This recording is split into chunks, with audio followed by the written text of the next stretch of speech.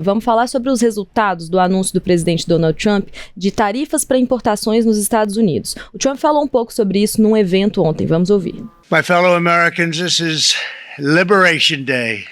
Waiting for a long time.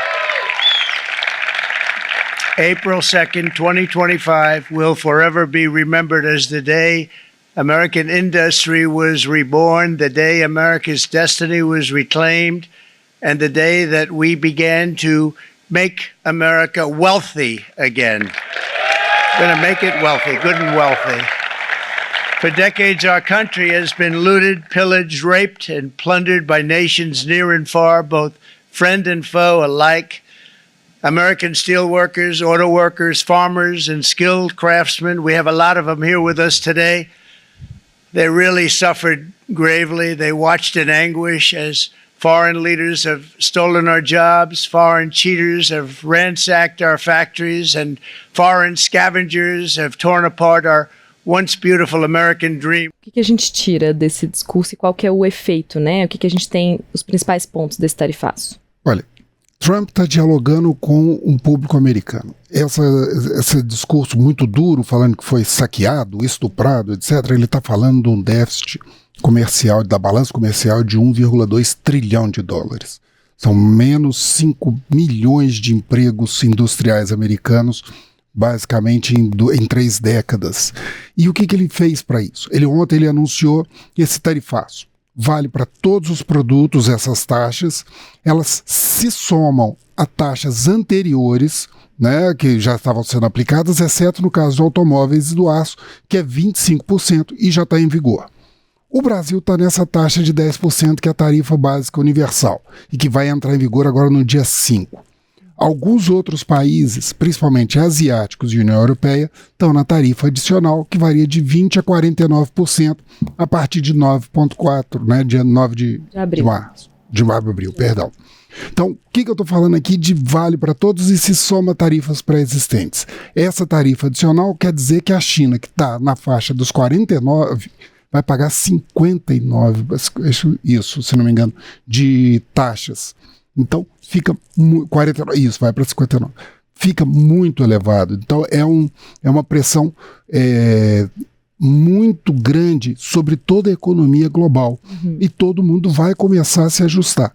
Hoje nós estamos vendo que esse ajuste está sendo particularmente doloroso nas bolsas europeias, que estão tendo quedas significativas. E está tendo um impacto também no dólar, que está caindo em relação a várias moedas, só está crescendo em relação ao yuan chinês. Então, a gente tem esse impacto, tudo bem, os países asiáticos, né, Fred, foram os que mais sofreram aí com essas tarifas adicionais. A gente tem a China, Vietnã, Taiwan, enfim, que estão nessa lista de países mais afetados. Mas qual que é esse impacto pro Brasil? Ele entra, então, nessa tarifa básica universal. Isso. É a menor tarifa. Poucos países tiveram está parado nos 10%. Normalmente, países que já estavam em os Estados Unidos tinham superávit em relação a esses países. No caso do Brasil tem, né? Nós estamos falando esses últimos dias, é um mercado que ele está menos propenso. Na mensagem que ele enviou em relação ao tarifaço, ele cita especificamente a questão do etanol brasileiro, certo? Que ele fala que é desigual essa cobrança. E ele é muito duro. Agora, para o Brasil, nós temos oportunidades e nós temos também riscos, certo? O Brasil, por exemplo, com taxas de 10% menores do que de países asiáticos, abre-se uma oportunidade de mercado, por exemplo, em vestuário, em eletrônicos, para vários países. E é essa que é a aposta de algumas das organizações de empresários e industriais brasileiros. Mas a gente tem que pensar que, junto com as oportunidades, vem alguns riscos. Sim. Certo?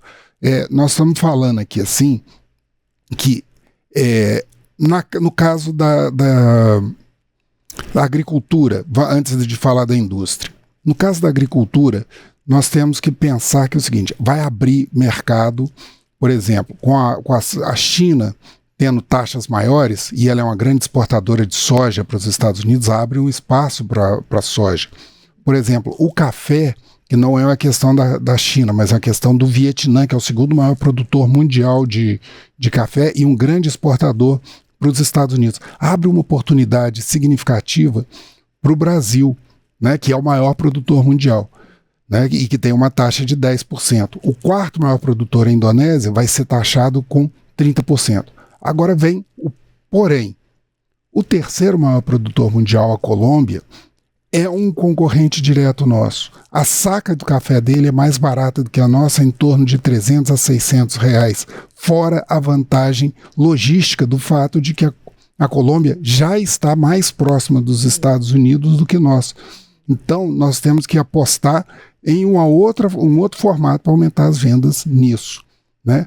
Na questão industrial, há uma oportunidade, sim, né? Mas a gente tem que ver também a contrapartida. Se a China estiver exportando menos produtos eletroeletrônicos ou vestuário para os Estados Unidos, e esse for taxado e ela reduzir essa exportação, ela vai procurar outros mercados. E nós já vivemos um período em que havia uma inundação de produtos chineses no mercado brasileiro. E foi um período de bastante ameaça à geração interna de emprego no Brasil, né? E hoje, naquela época, o principal parceiro comercial do Brasil eram os Estados Unidos. Hoje é a China. É um mercado bilateral de 180 bilhões. Eles respondem por quase 30% das nossas exportações. Eles têm mais poder de negociação com a gente hoje do que naquela época. Então é uma coisa que a gente tem que pensar com certa calma. Eu quero só fazer um parêntese aqui sobre essa questão da indústria. A gente já não é um país, né, que tem uma indústria muito desenvolvida, né, principalmente a indústria de bens acabados. Então, e são empregos que são muito importantes para a economia, são empregos que pagam bem, de mão de obra especializada.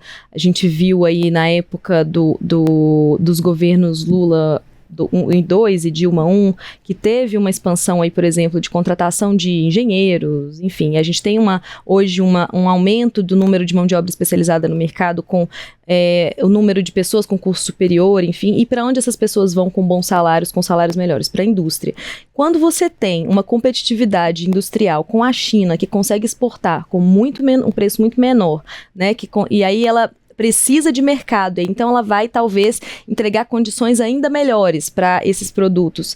A gente acaba desaquecendo uma indústria que ainda está embrionária, né? Que a gente já está embrionária, não, acho que não posso chamar de embrionária, né, Fred? Não, nós temos um parque industrial bem avançado, até nós já tivemos um problema grave com o nosso parque industrial justamente por uma política semelhante à política que o Trump está adotando hoje, que é a da substituição das importações, o que retraiu a nossa competitividade. Sim. E que só foi recuperada posteriormente no governo Collor, né, com a abertura para os mercados internacionais, e que é ainda incipiente, a gente poderia ser muito mais aberto. Agora, apesar da gente ter uma indústria melhor do que no passado, agora há setores que estão mais bem qualificados para competir no mercado internacional, empresas mais evoluídas, setores mais evoluídos, e tem um grosso de produtores e industriais e produtores agrícolas, inclusive, que não tem esse mesmo nível de competitividade. E eles vão estar brigando nesse cenário de cachorro grande, né? E a gente tem, inclusive, Fran, para trazer a questão da aprovação no Senado da lei da reciprocidade, né? Eu ia até perguntar mesmo o Fred sobre isso, porque foi um projeto de lei dessa lei da reciprocidade, aí uma autorização digamos que retaliação a depender de barreiras econômicas, como foi esse tarifaço do Trump, né? Ele uniu a bancada do agro, uniu governistas e até também deputados e senadores da oposição, né, em prol aí dessa soberania nacional. Então, acho que foi a primeira vez durante esses anos que a gente viu deputados e senadores de diferentes espectros se unindo justamente por uma questão econômica. E aí, até um questionamento, Fred, de que fato, agora esse texto vai para a sanção do presidente Lula, né, mas até que ponto que essa resposta do Congresso ela ajuda de alguma forma aí nessa resposta do Brasil aos Estados Unidos? Porque é claro que nesse momento, e como deve ser, né, o Itamaraty, o ministro de Desenvolvimento e Comércio Exterior, o Geraldo Alckmin, todo mundo adota cautela, porque as negociações já estavam sendo feitas anteriormente, né, mesmo sem saber ainda qual seria essa taxa, estava sendo feito também por a questão do aço, do alumínio. Então, assim, até que ponto que essa resposta do Congresso ela se torna efetiva de alguma forma ao dar mais poder pro Conselho, né? Na verdade, você pegou do ponto agora no final. O que essa decisão significa é que você consegue abrir o leque de alternativas para o governo brasileiro se posicionar ante os Estados Unidos. Claro, o caminho atual é a negociação via Itamaraty e o Geraldo Alckmin, a abertura de painéis na Organização Mundial do Comércio, né, e agora a possibilidade de uma retaliação. O Brasil, ele pode retaliar, é bom ter essa carta na manga para poder dizer isso daí. Mas o tamanho da economia comparativa Brasil e Estados Unidos não recomenda um confronto direto, né? O Brasil ele tem um mercado consumidor e uma capacidade de mercado menor do que a dos Estados Unidos, né? Os Estados Unidos, apesar de ser nosso segundo destino exportador, mais ou menos 12% a 15% de participação do mercado, né? Ele é muito forte, os Estados Unidos são muito fortes de poder com relação a gente. E há um perigo de você caminhar trilhar o caminho de uma guerra tarifária é extremamente perigoso. A Universidade de Aston, ela calculou que se esse anúncio de ontem desencadear uma guerra global tarifária, as perdas devem passar de 1,4 trilhão de dólares na economia. Esse dinheiro desaparece da economia, certo? E isso vai ter implicações ao longo de toda a cadeia. A gente já pode perceber que tem algumas coisas que estão acontecendo. Eu falei da questão do dólar tá perdendo valor em relação a algumas moedas europeias, né, e asiáticas. O título do Tesouro dos Estados Unidos está tendo a maior queda em relação aos últimos 3 meses. Isso levanta 2 temores. Os temores de que isso seja uma resposta a um crescimento da inflação interna, da expectativa da inflação interna, porque, lembremos, essas tarifas não são pagas pelos países que estão ali relacionados. Eles são pagas pelo importador norte-americano desses produtos. Essas tarifas estão incidindo sobre a população americana, sobre empresas americanas e vão ser repassadas para consumidores americanos, que podem gerar uma inflação, certo?